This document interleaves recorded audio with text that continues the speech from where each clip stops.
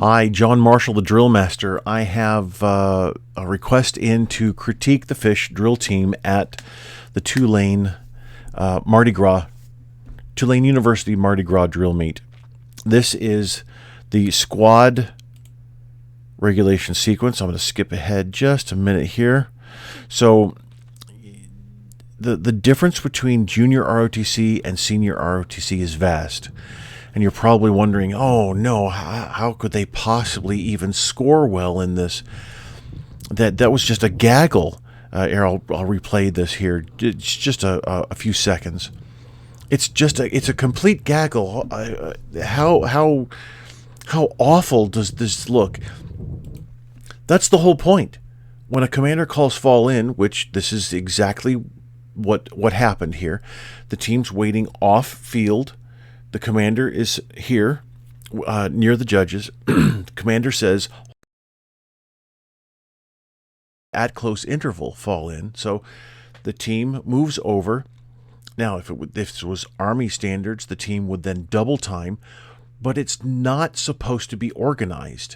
See, that's the whole issue. The biggest difference is that JROTC has organized everything to the nth degree, and there is no room in regulation drill anyway for anything other than what has become the norm. The norm is now everything is exactly synchronized when it's not supposed to be. So for competitive drill, that's fine, actually. I'm not necessarily complaining about it. But you have to understand, I tell you what, I'm not going to look here, which is near the camera. I actually enlarged it for you so that you can see it a little better. And I'm glad for the zoom in here. This is great. That makes this even better.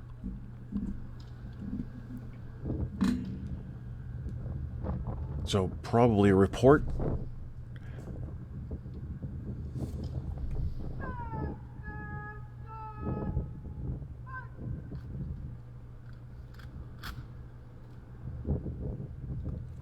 Great synchronization there. Heads were a little bit off, but holy cow.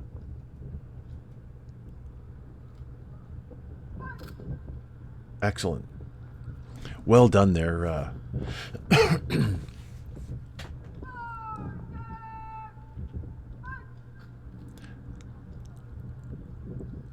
Excellent synchronization there as well. Really well done.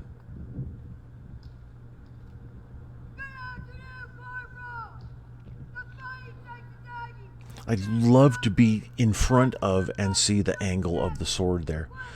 Now, obviously from the side we can see the angle. The tip is around 6 or so inches off the deck, which is great.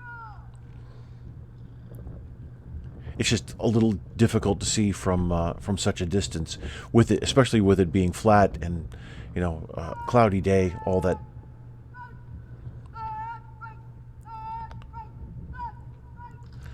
So this is just a personal preference for me. I hate the constant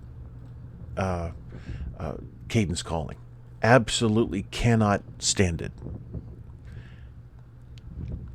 When I teach, now obviously I have to adjust my teaching at a certain level, but when I teach, my goal is to get the team to a certain level, a certain point where they can then execute movements, let's say a color guard, and they can execute a colors presentation, for example, without calling cadence. Because if you need to call cadence, then you need more practice. And if you're calling cadence just to hear your voice, not saying that the commander is doing that here, but that seems to be the atmosphere at this level, at this competition, and similar competitions where, and Marines, you do it. You constantly call cadence, and at a certain point when you're going through boot camp, then definitely get your mind off of things and start singing and calling some variations of cadence, and I think that's fantastic. However, constantly calling the cadence doesn't allow for the team to expand their understanding of tempo and work on it individually and then as a team. It's always called, it's always going to be provided for them. Slight variation there in timing, but the technique is just superb across the team here. Really well done in everything so far. That was excellent.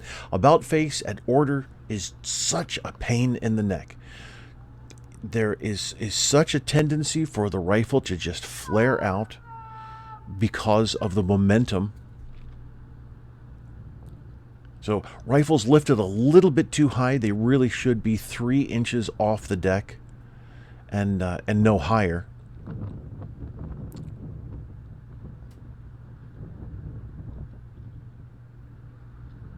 But you can see that, even from this distance, when the rifles are at order, all 3 toes aligned, the rifle is grounded up against the boot.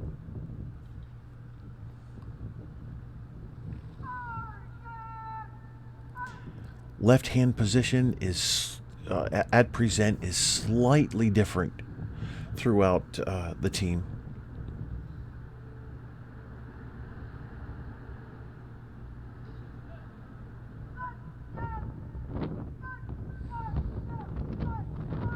So again, 3 inches off the deck is the hover height, I guess you could call it, for the rifle when you're going to execute movement at order.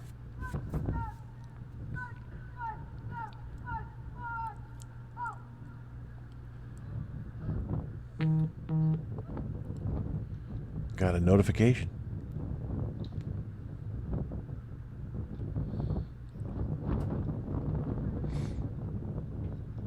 When I judged Tulane several years ago, wind, twice actually, wind the entire day. Just, that's New Orleans, I guess. At this time of year, anyway. So I want to go back just a hair here. So sliding the hands up. Everybody's in. I'm pointing with my my cursor here, but there we go. So everybody is exactly the same.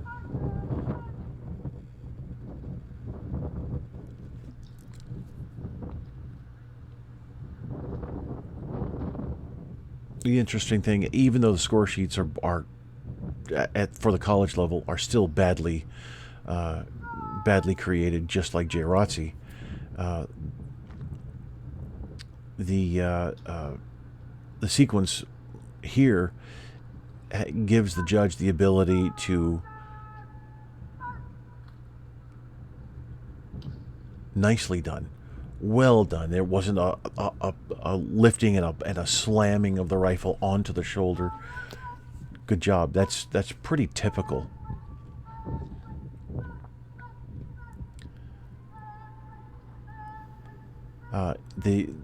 The spacing of the commands here for the regulation sequence, for at least for the squad, gives the team excellent end steps. There, wonderful job.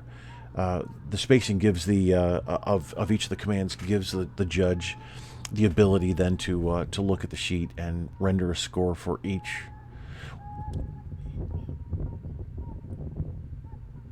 movement.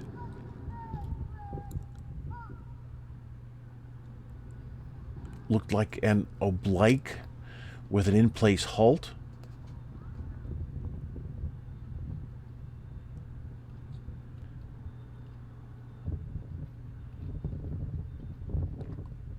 uniformity of technique all across the board.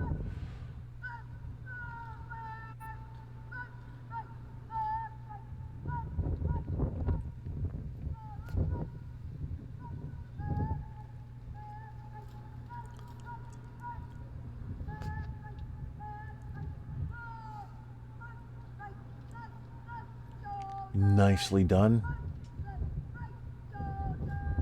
That as well. Although, so unfortunately there was a step over there. That's a shame.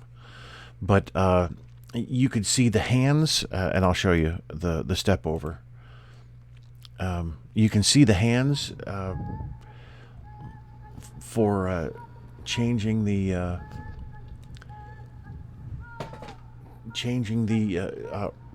shoulder. Well done there. Look at that. Perfect drop.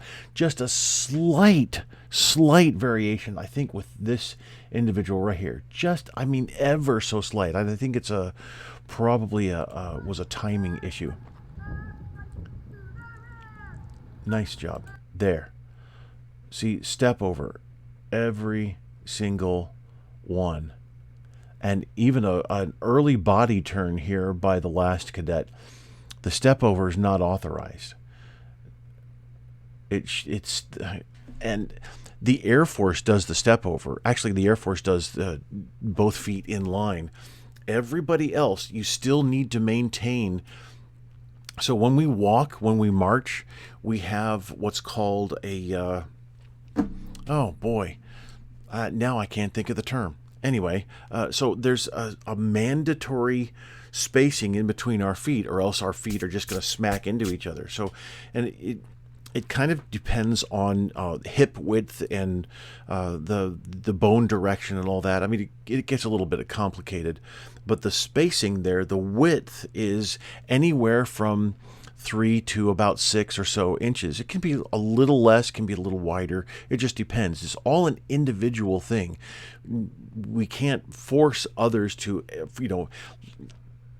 we want the same for a drill team like this, and I get that. That's good. However, the spacing that we have from the inside foot to the inside foot as we take a step is just natural.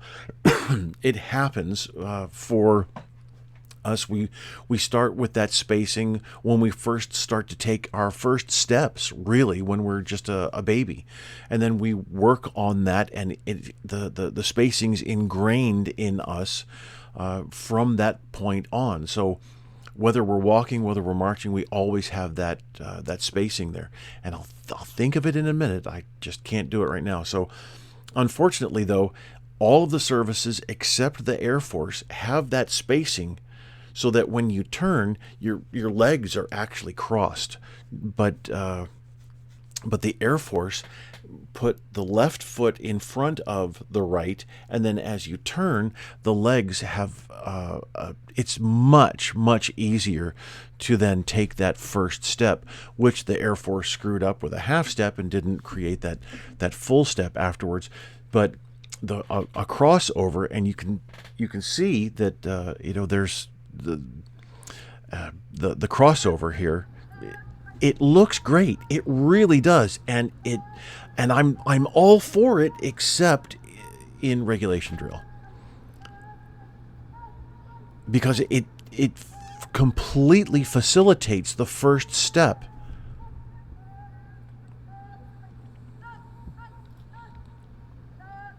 After the turn, I mean, the first step after the turn, it's perfect. The leg just travels straight forward, and that's great. Slight issue there with timing with the feet right after that turn.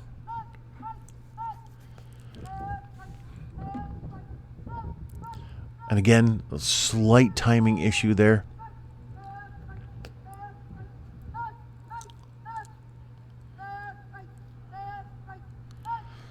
Maintaining of spacing is consistent throughout the performance.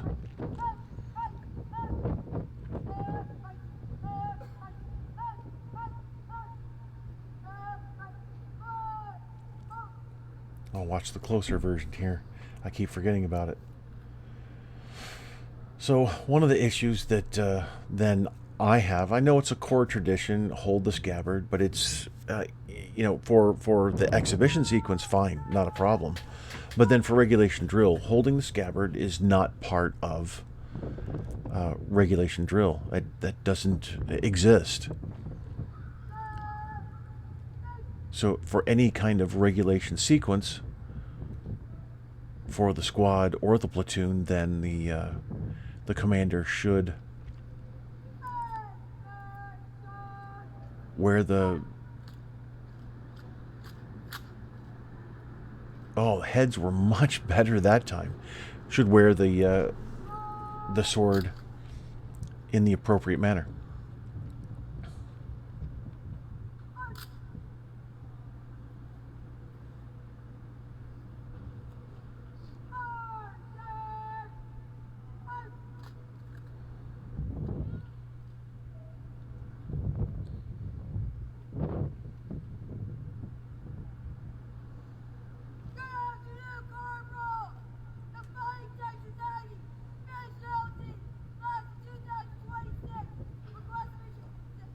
Still, you can see the spacing is consistent.